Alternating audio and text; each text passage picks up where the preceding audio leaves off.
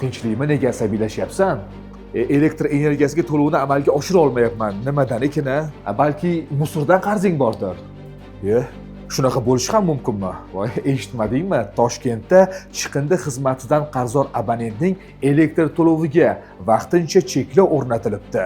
Biz bu haqda batafsilroq ma'lumotga ega bo'lish uchun chiqindilarni boshqarish va sirkulyar iqtisodiyotni rivojlantirish agentligiga keldik.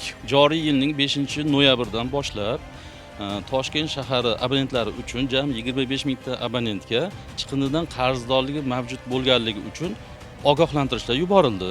Ogohlantirishimizga qaramasdan 5 kun ichida to'lovni bartaraf etmagan 6 mingta abonentga elektr energiyasi to'lovi uchun vaqtincha cheklov o'rnatildi. Hozirgi kunda ijtimoiy tarmoqlarda ba'zi bir fuqarolar tomonidan noto'g'ri talqinlar olib borilmoqda. Abonentlarga qarzdorlik uchun to'g'ridan-to'g'ri elektrdan uzilmaydi, balkim ularga to'lovga cheklov o'rnatiladi. Mazkur tartib hozirgi kunda faqatgina Toshkent shahar uchun tatbiq etildi. 1-dekabrdan boshlab butun respublika bo'yicha qamrab olinadi.